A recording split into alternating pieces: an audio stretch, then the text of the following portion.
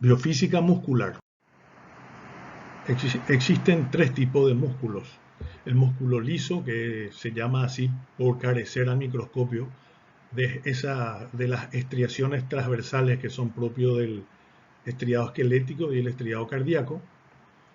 El músculo liso forma parte de las estructuras de muchas vísceras u órganos y le confiere la capacidad de producir un movimiento involuntario, como ser el peristaltismo en el tubo digestivo, o también forma parte de las estructuras de la capa media de los vasos sanguíneos, mediante el cual cuando se contraen producen el efecto de la vasoconstricción y al relajarse la vasodilatación. Dentro de los músculos estriados tenemos de dos tipos, el estriado esquelético y el estriado cardíaco. El estriado esquelético es el cual vamos a desarrollar en esta clase. Es el músculo que es voluntario, que uno puede con la capacidad de la voluntad producir el movimiento y que está unido a los huesos. Son de aproximadamente 600 en todo el cuerpo. Y el músculo cardíaco, que es un músculo también estriado y que forma parte de la estructura llamada el miocardio, que a través de su capacidad de contraerse mediante la sístole produce el impulso de la sangre por la circulación sanguínea. Dentro de algunas características podemos decir que el liso entonces es involuntario. Involuntario tiene unas células lisas, fusiformes, uninucleadas. El estriado esquelético es multinucleado, es voluntario. El cardíaco es un músculo entonces involuntario y también presenta estriaciones. También es una célula, digamos, ramificada con un solo núcleo por célula.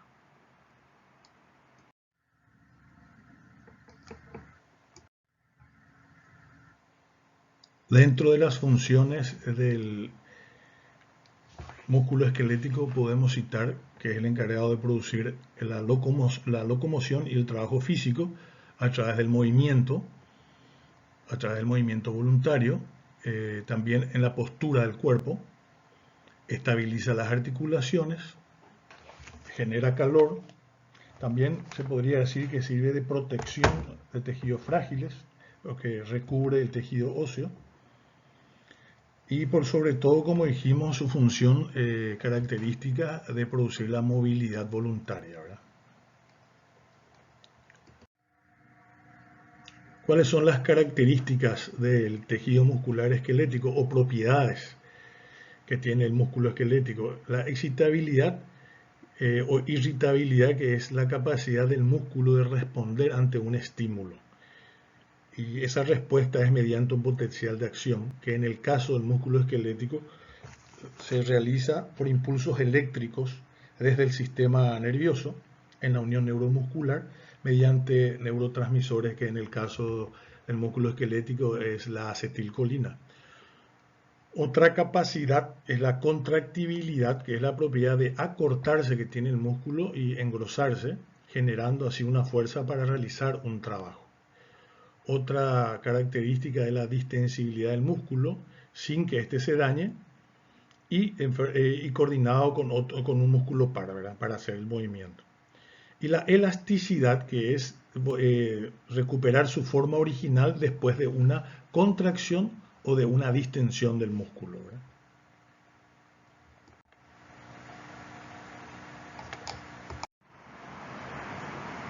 Como dijimos, la función de los músculos es producir el movimiento. Eso es, digamos, una acción mecánica que lo hace en respuesta a un estímulo. Para ello requiere consumir energía celular, energía química, que en el caso de la energía mecánica, que es el movimiento, consume el 25 al 30% de esa energía química.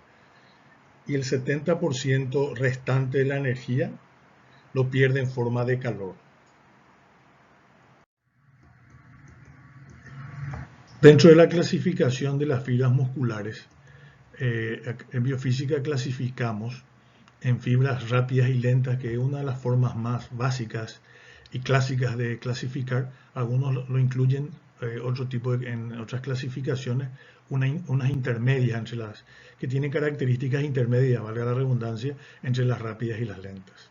Las fibras rápidas son las fibras que participan en movimientos de actividad corta, pero que requieren mucha energía, digamos, desde el punto de vista de que deben ser rápidas, explosivas, como el velocista, por ejemplo. Son fibras como dice acá, más blancas, más pálidas, porque tienen, digamos, poca mioglobina o carecen de mioglobina y escasa vascularización. El retículo sarcoplasmático y el tamaño celular son bien desarrollados, más grandes por su condición de que requieren hacer, digamos, movimientos explosivos, digamos, ¿verdad?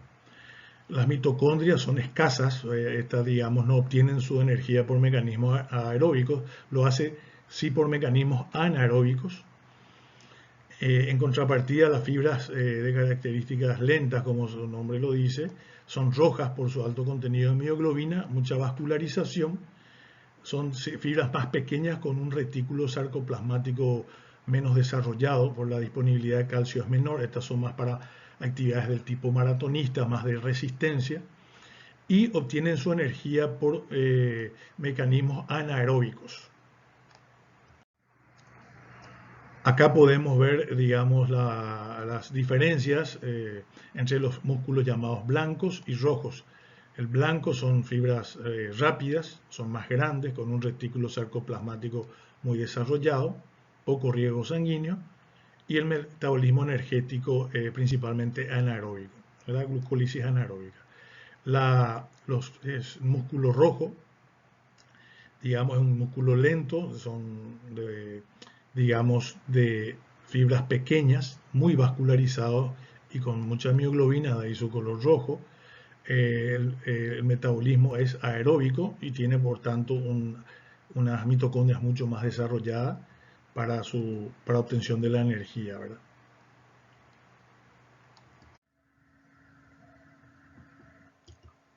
Dentro de la estructura del músculo esquelético, podemos observar que está constituido por diferentes elementos de tejido conectivo que envuelven.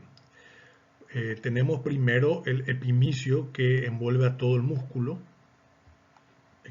a todo el paquete muscular, digamos, al vientre muscular, y el conjunto de fibras musculares forman fascículos musculares en el cual cada fascículo está envuelto por tejido conectivo, que es lo que forma el perimicio, y cada fibra muscular o célula muscular está constituido por un elemento de tejido conectivo llamado endomisio.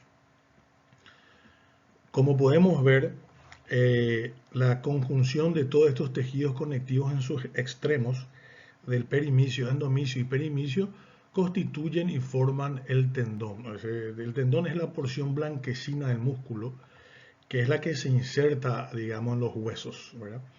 Es la parte que no tiene la capacidad contráctil, contrario a lo que es la parte del músculo en sí, que es esta parte rojiza, que es el vientre muscular, que es la porción contráctil del músculo.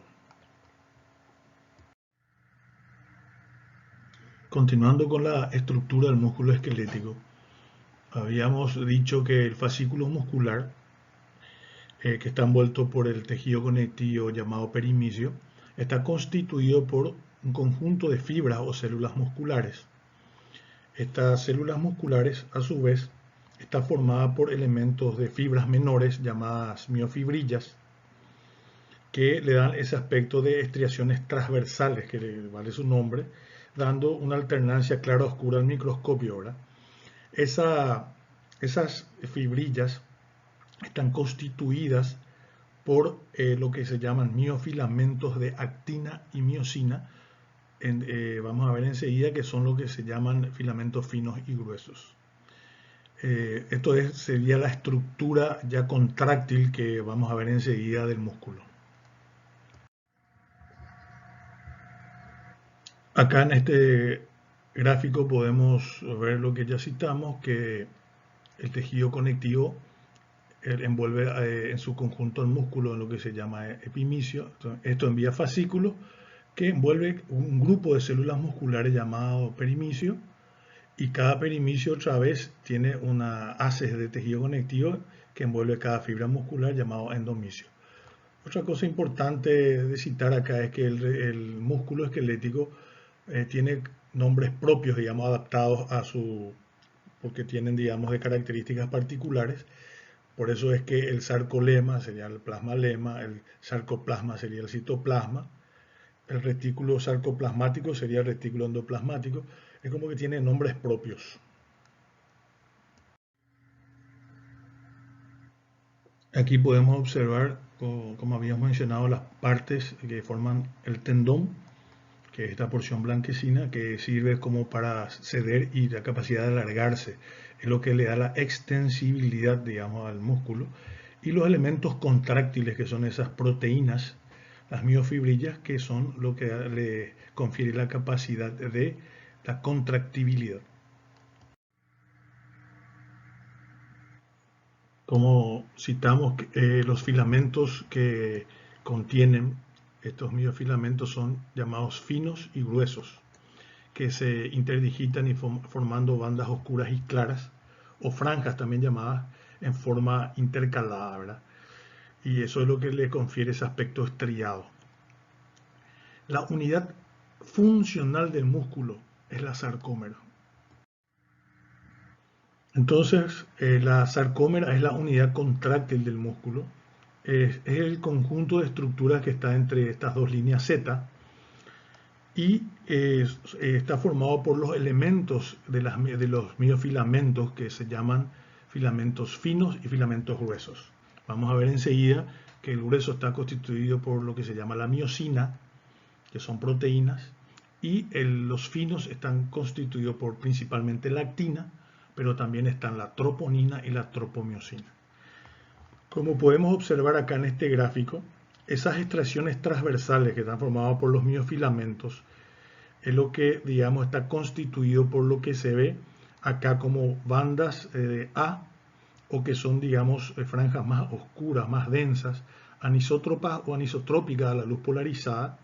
Significa que son de diferente refracción a la luz polarizada, que son lo que se llama banda A, que está constituido por filamentos de miosina y actina y le confiere esa coloración, digamos, más oscura. Y lo que se ve como bandas I, que son isotrópicas o isótropas a la luz polarizada, que está constituido por filamentos finos de actina. Entonces, como dijimos que toda la estructura que está entre dos líneas Z es lo que se llama el sarcómero, que es la unidad estructural del músculo. A manera de repaso podemos ver que el músculo está constituido entonces por, allá arriba podemos ver el fascículo muscular, que es un conjunto de fibras musculares, y cada fibra o célula muscular podemos observar que está constituido por las proteínas contráctiles que vimos de actina y miosina, que está formado por diferentes sarcómeros, que son la unidad estructural, ya vimos su constitución,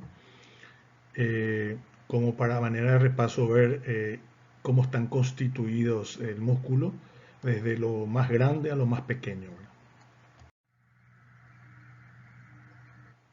Aquí observamos el sarcómero, que está, como dijimos, está representado entre dos bandas o líneas Z.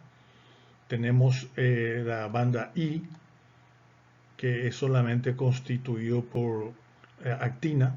Tenemos la porción de la banda o franja A, que está constituido por actina y miosina. Tenemos la H, la línea H, que es la porción cuando el músculo está relajado, que no tiene actina, solamente tiene miosina.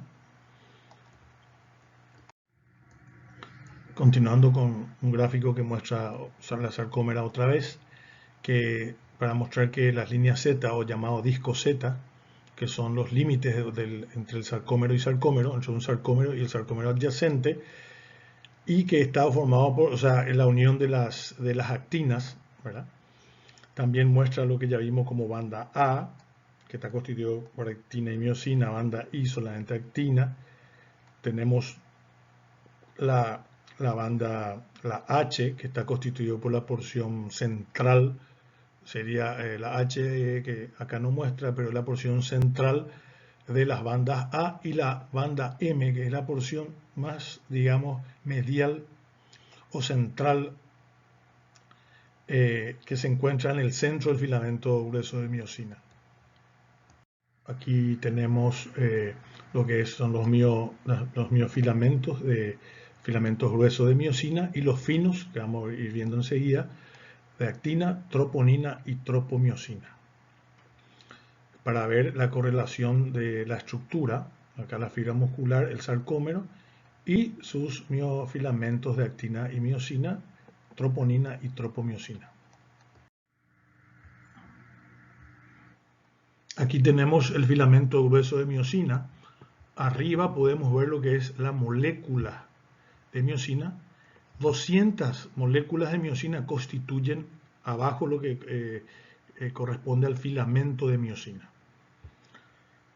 La molécula de miosina, que es esta porción superior, está constituida por 6 cadenas polipeptídicas, 2 cadenas pesadas y 4, 2 acá y 2 acá, 4 cadenas ligeras. Estas 2 cadenas polipeptídicas de la cadena pesada, que forman la cola de la molécula de miosina, están enrolladas en espiral y forman en un extremo se desdoblan bilateralmente para formar junto con las cadenas ligeras la cabeza, que es esta porción, ¿verdad?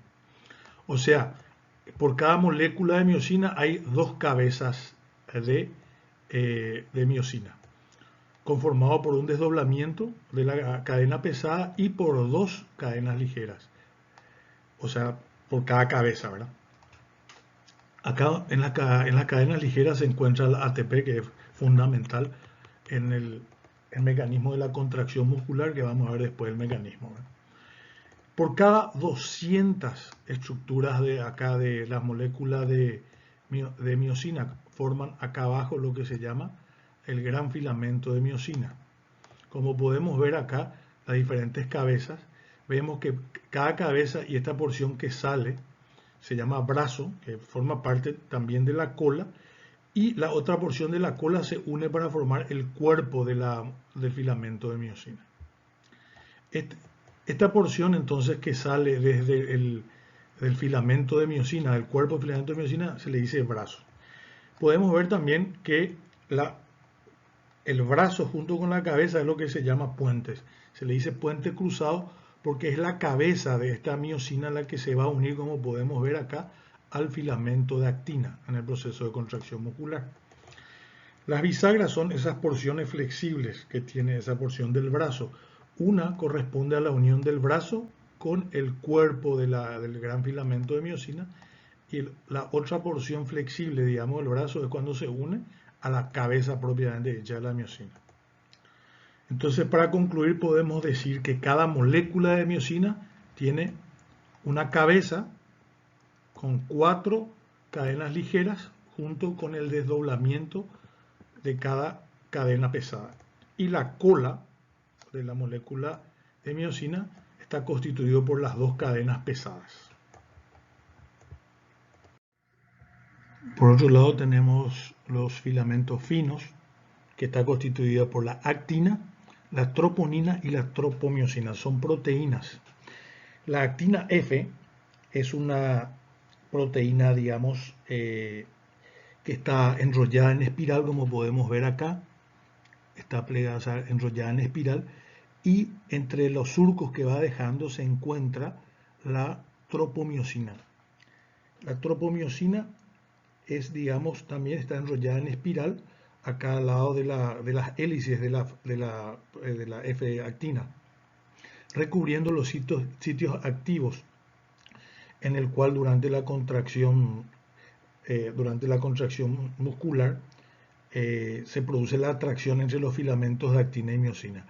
O sea, podemos decir que la tropomiosina entonces es la que cubre los sitios activos de la actina, que son los lugares donde se produce la atracción entre la actina y miosina. Y por otro lado tenemos las troponinas, que son complejos de 3 subunidades proteicas unidas. Está la troponina I, que tiene afinidad por la actina. Tenemos la troponina T, que tiene afinidad por la tropomiosina, y la troponina C, que es la que se une a los iones calcio para el inicio de la contracción muscular que vamos a explicar enseguida. Aquí podemos ver en resumen los filamentos finos. Están los de actina F, que son de 2 cadenas, la troponina, que es la T, que está con afinidad con la tropomiosina, la C, que se une al calcio, y la I a la actina. Y la tropomiosina, que son 2 cadenas enrolladas, que acá podemos observar que está en lila, que es la que cubre los sitios activos de la actina. Aquí mostrando de vuelta los filamentos finos, la actina, la tropomiosina y la troponina, y abajo el filamento grueso de miosina con sus diferentes elementos. Aquí tenemos una representación de los elementos proteicos contráctiles del músculo. Podemos ver acá en rojo el gran filamento de miosina con sus diferentes cabezas que constituyen la porción de las moléculas de miosina, y por otro lado los elementos finos de actina que están al lado, produciendo la contracción. Ahí arriba hay una representación del acortamiento de la sarcómera, en el cual esta contracción o acortamiento se produce por la unión de la cabeza de la miosina a la actina, produciéndose así un acortamiento por aproximación de las actinas, como podemos ver arriba, y eso lleva al acortamiento de la sarcómera. Vamos a hablar de los aspectos eléctricos, mecánicos y energéticos del músculo esquelético.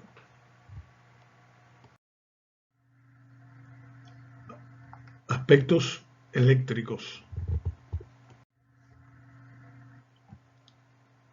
Dentro de los aspectos eléctricos tenemos un potencial de membrana en reposo en el músculo esquelético de menos 80 a menos 90 milivolts. El potencial de acción dura aproximadamente de 2 a 10 milisegundos con una velocidad de conducción de 2 a 5 metros por segundo. Ya sabemos por potencial de acción que el músculo tiene una excitabilidad mediante el cual alcanza al potencial de acción para que éste genere luego la contracción muscular, ¿verdad? Es necesario que ese estímulo tenga una intensidad mínima capaz de desencadenar ese potencial de acción, que es lo que llamamos el umbral, ¿verdad? Es el umbral el que produce el mecanismo que vamos a describir para producir posteriormente la contracción muscular.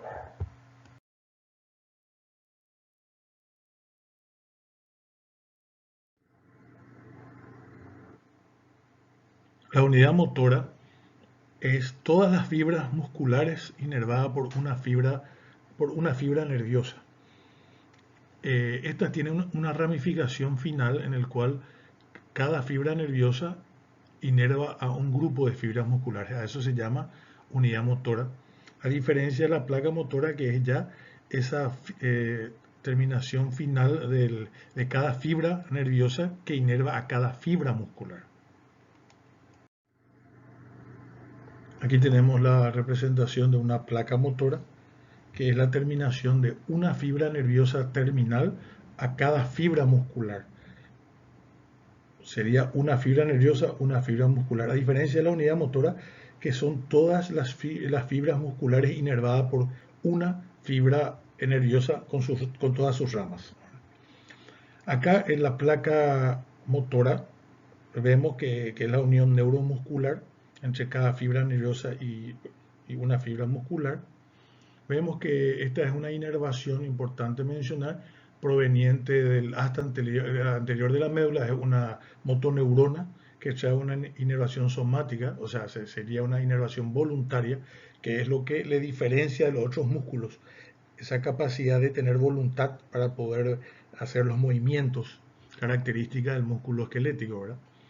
Vemos que es una fibra mielínica de alta velocidad que transmite el impulso nervioso, y en la porción terminal ya no tiene mielina.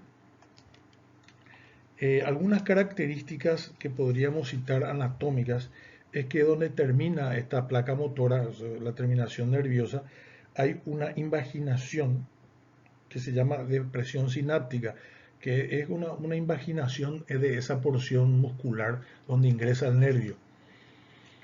Por otro lado, esta invaginación sináptica presenta unos pliegues, como se llaman luego, que son como estos serruchos que se ven acá, que son los pliegues subneurales, en donde se van a encontrar los receptores del neurotransmisor del impulso nervioso, que acá en el músculo esquelético en la unión neuromuscular es a través de la acetilcolina.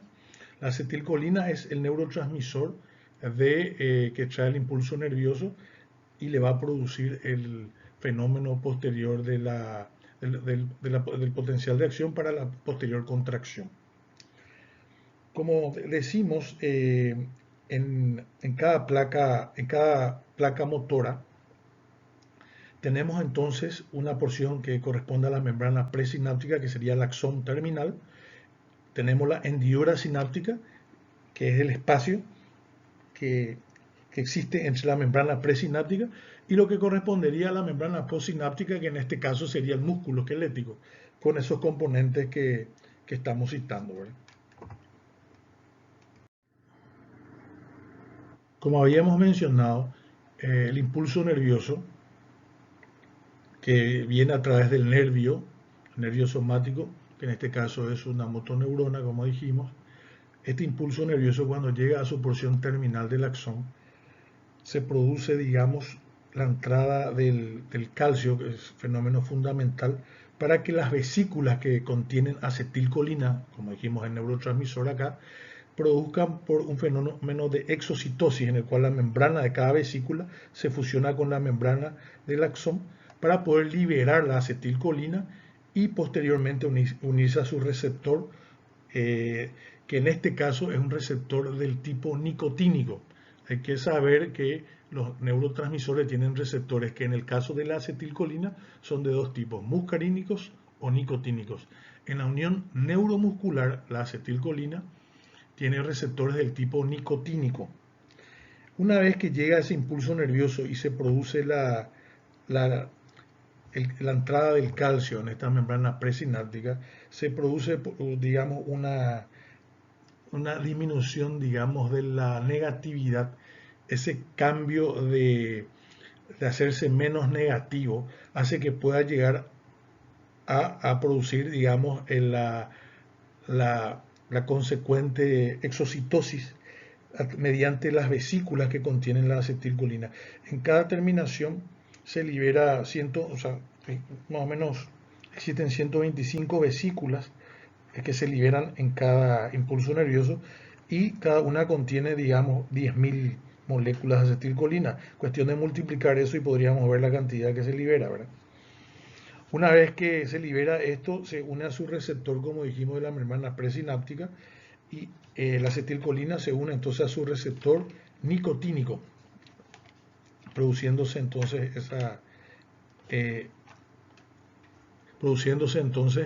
esa unión mediante el cual se abren los canales del sodio.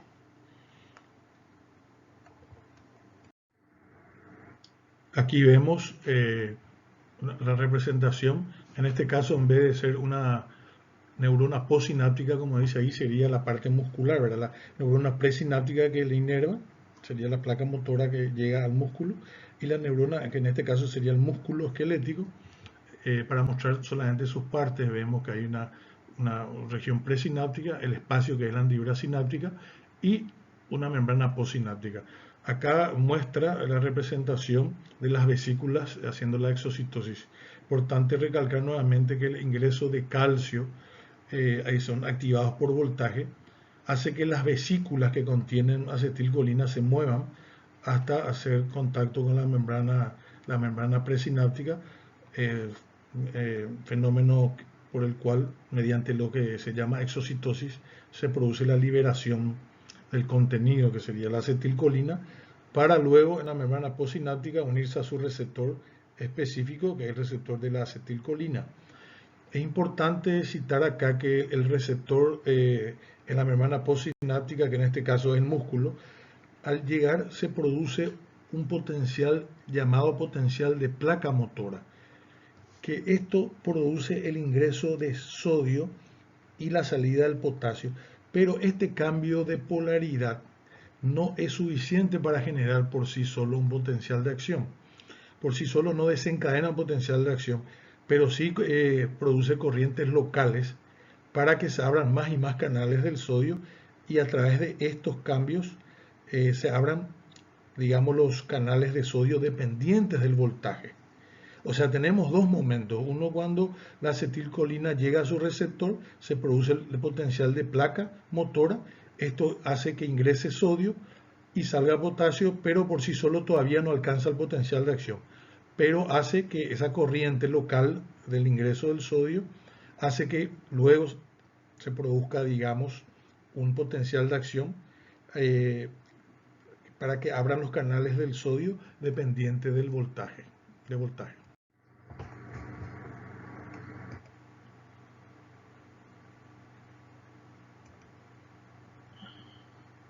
Aquí se observa el fenómeno que hablamos, que es la exocitosis, mediante el cual se produce la liberación de acetilcolina, se une a los receptores de la acetilcolina que están presentes acá sobre los receptores del sodio.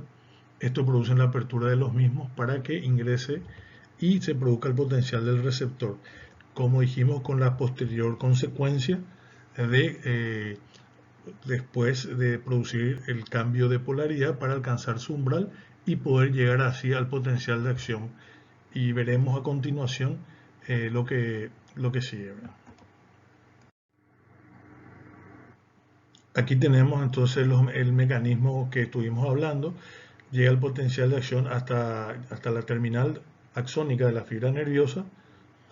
Se produce la liberación de acetilcolina mediante exocitosis. La acetilcolina se une a sus receptores que son del tipo nicotínico, produce la apertura de canales de sodio en la fibra muscular y esto va a llevar a la consecuente despolarización de la membrana muscular y vamos a ver que esa despolarización de la membrana muscular va a llevar a la liberación del calcio, que el calcio se encuentra presente dentro del retículo sarcoplásmico. Este calcio es el que va a iniciar luego la acción de contracción. Vamos a ver que este calcio se va a unir a la troponina C y vamos a ver lo que ocurre posteriormente. Aquí tenemos este dibujo que nos muestra lo que ya habíamos dicho. En primer lugar tenemos la terminación axónica, vemos que acá hay una invaginación, como habíamos dicho, una depresión sináptica, y otra vez tenemos lo que se llama unos pliegues, que son los pliegues subneurales, en donde se encontraban los receptores de la acetilcolina, ¿verdad? Por otro lado, esta sería una representación de la fibra muscular. Hay unas invaginaciones dentro de la membrana de la célula muscular llamados túbulos T. Y estos túbulos T están, digamos, lateralmente en contacto con una porción del retículo sarcoplasmático llamada cisternas. Es importante conocer que un túbulo T y dos cisternas del retículo sarcoplasmático es lo que se denomina tríada sarcoplásmica. Entonces, una vez que llega el impulso nervioso, despolariza la membrana, ingresó el sodio, produce el potencial, digamos, del receptor, luego llega a su potencial de acción, ingresa el sodio, se comienza a despolarizar la membrana plasmática del músculo. Lo mismo ocurre con la membrana del túbulo T, hace que posteriormente se produzca por ese potencial de acción la liberación del calcio que se encuentra dentro del retículo sarcoplasmático. Aquí está representado el mecanismo. Llega el impulso nervioso a la terminal axónica, se produce la liberación de acetilcolina, se une a su receptor, esto produce el potencial del receptor con la entrada del sodio. Posteriormente, ese sodio es el que produce la despolarización de la membrana del músculo y se produce la liberación del calcio que está presente en el retículo sarcoplásmico, y ese calcio es el encargado de esa liberación abundante de calcio, va a iniciar, digamos, las fuerzas de atracción entre los filamentos de actina y miosina, haciendo que se deslicen las fibras, como habíamos citado anteriormente, para constituir el proceso contráctil del músculo. Siguiendo con esta representación, vemos entonces que, como habíamos dicho, mediante este proceso de la unión neuromuscular con la entrada de acetilcolina, el potencial de acción con el ingreso del sodio, haga que se libere entonces calcio del retículo sarcoplásmico, y es ese calcio entonces el que va a producir el proceso posterior del deslizamiento de los filamentos de actina y miosina. Importante también citar, como en un momento ya dijimos, es que realmente no hay un acortamiento de las fibras, lo que hay es una aproximación. En este caso, la aproximación de las actinas entre sí, no es que se acortan las fibras.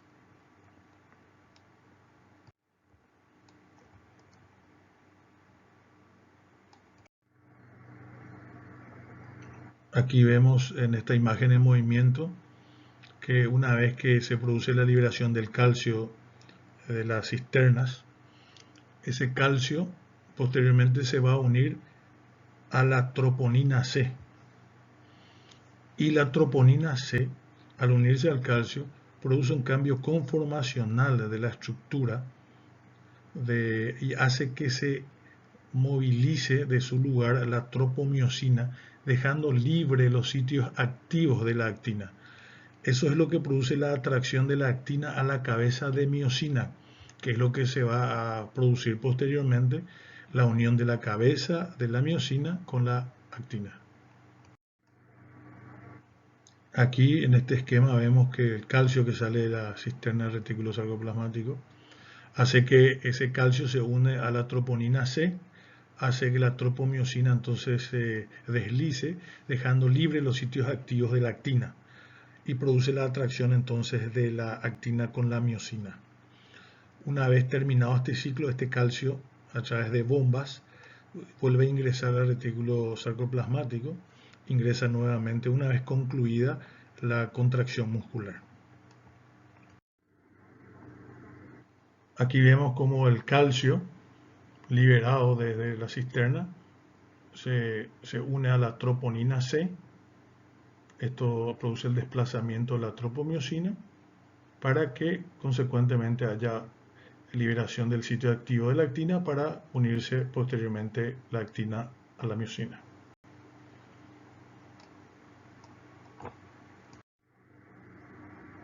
Aquí vemos entonces cómo se produce el desplazamiento de la tropomiosina posterior a la unión del calcio a la troponina C, dejando libre los sitios activos de la actina. Entonces, una vez liberado los sitios activos de la actina, se produce esa unión entre la cabeza de la miosina con la actina. Aquí tenemos el esquema de cómo se produce la contracción muscular y ese mecanismo molecular de contracción muscular entre la cabeza de la miosina y la actina. Habíamos dicho que una vez que se liberen los sitios activos de la actina, se produce la unión de la cabeza de la miosina con la actina. Para empezar el proceso conviene explicar desde la separación que ocurre. O sea, cada molécula de ATP que ingresa y se une a la cabeza de la miosina hace que se separe la cabeza de la miosina de la actina. Ese sería el primer paso, que es la separación de la cabeza de miosina de la actina como consecuencia de la unión de una molécula de ATP. Posteriormente, ese ATP se hidroliza en ADP y fosfato. La energía producida por esa hidrólisis, acuérdense que todavía están separadas, digamos, la cabeza de la actina está separada de la cabeza de la miosina está separada de la actina. La hidrólisis entonces producida del ATP en ADP y fosfato produce una energía que hace que el ATP, digamos, como producto de esa hidrólisis, se une a la cabeza de la miosina a la actina. Pero esta unión, digamos, es todavía una unión laxa débil, digamos. Posteriormente, cuando ya están unidos, se libera el fosfato inorgánico y esa liberación del fosfato hace que se produzca una unión más fuerte, digamos, entre la cabeza de la miosina y la actina, para posteriormente liberarse el ADP, y al liberarse el ADP se produce el desplazamiento, el golpe activo que se llama, que es el deslizamiento de la actina hacia la línea media. Entonces podemos resumir que primero se produce la liberación de la miosina de la actina como consecuencia de la unión de una molécula de ATP. Posteriormente se hidroliza el ATP en ADP y fosfato. Luego se produce la unión, digamos, de la cabeza de la miosina a la actina como consecuencia de esa hidrólisis que produce una energía que hace que se unan la cabeza de la miosina a la actina. Posteriormente se libera el fosfato que hace que esa unión se haga más fuerte entre la actina y la miosina, para posteriormente liberarse el ADP produciendo el golpe activo. Y después sigue el ciclo, se vuelve a unir otra molécula de ATP, produciéndose de vuelta la separación de la cabeza de la miosina, de la actina, volviendo a reiniciarse el ciclo. Bueno, entonces podemos decir que hay una interacción permanente entre los filamentos de actina y los puentes cruzados que se llaman de la miosina. Habíamos dicho que el calcio se unía a la troponina C. Esto producía un desplazamiento de la tropomiosina, dejando libres los sitios activos de la actina, con la consecuente unión o atracción de la cabeza de miosina a los sitios activos de la actina. La teoría dice que una de las teorías que habla de la cremallera se llama así porque la cabeza de miosina, conformando lo que se llaman los puentes cruzados, se unen y se separan en forma permanente de diferentes sitios de la actina. Es decir, se une la cabeza de la miosina a la actina, produce el movimiento llamado el golpe activo, se separa para unirse posteriormente a otro sitio activo de la actina.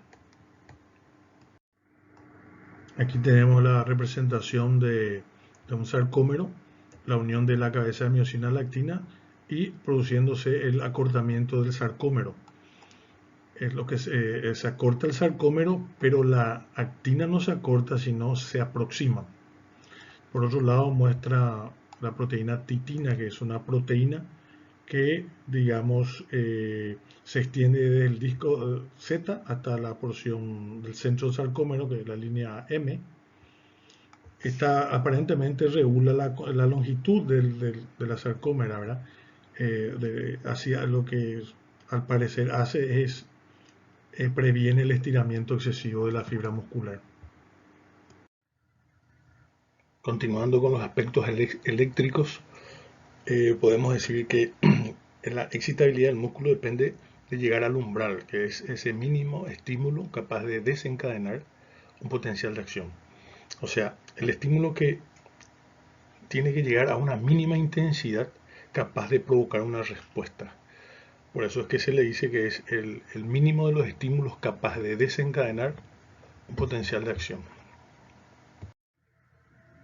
Continuando con la excitabilidad del músculo, podemos decir que pasa, al igual que la fibra nerviosa, por momentos, ¿verdad? Por diferentes condiciones. Tenemos el periodo refractario absoluto, que es el periodo en el cual no se puede obtener una nueva respuesta por más estímulo que se aplique. Esto correspondería a los 2 a 3 milisegundos posterior a la aplicación del estímulo y la consecuente contracción. A nivel muscular, este periodo absoluto corresponde a ese tiempo durante la contracción inicial, que sería la parte ascendente de la curva de contracción. Y tenemos el periodo refractario relativo, que es el periodo en el cual se puede producir una nueva respuesta ante un estímulo mayor al umbral, o sea, un estímulo supraumbral. Ese periodo corresponde a la porción descendente de la curva de contracción muscular.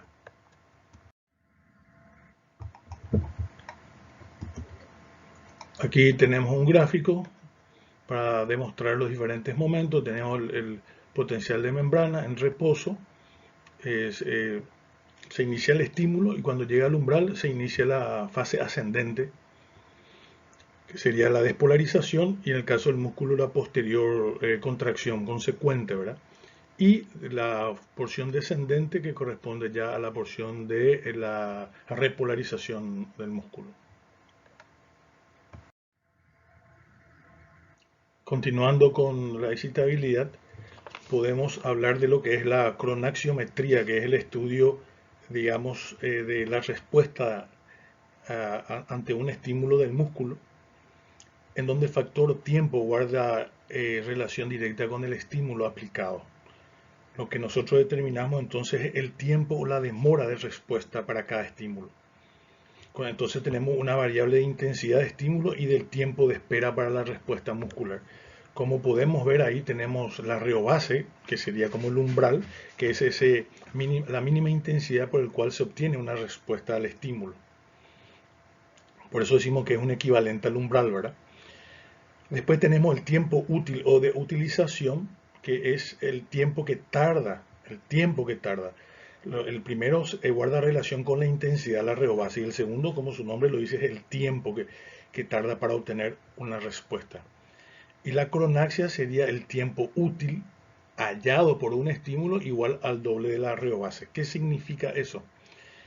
La cronaxia sería que si yo aplico el doble de la intensidad de lo que corresponde a la reobase, o sea, sería como el doble del umbral, el tiempo útil tendría que acortarse a la mitad, porque al aplicar más estímulo, o sea, el doble del umbral, el tiempo de respuesta debería ser menor, o sea, son inversamente proporcionales. Esto se denomina cronaxia. Ahí en la gráfica se observan los elementos que hablamos, la cronaxia, el arreo base y el tiempo útil. Podemos ver que la arreo base, que es la intensidad, sería el umbral, que se debe aplicar para obtener una respuesta. Y tenemos abajo el tiempo útil, que es el tiempo que tarda para, para obtener esa respuesta. Y tenemos arriba la cronaxia, que es el tiempo útil hallado por un estímulo cuando se aplica el doble de la reobase. O sea, evidentemente la cronaxia, si está normal, si fisiológicamente no hay ni una alteración muscular, la cronaxia debería tener un menor tiempo, porque estamos aplicando el doble de la reobase, o sea, el doble del umbral. Por tanto, se acorta el tiempo.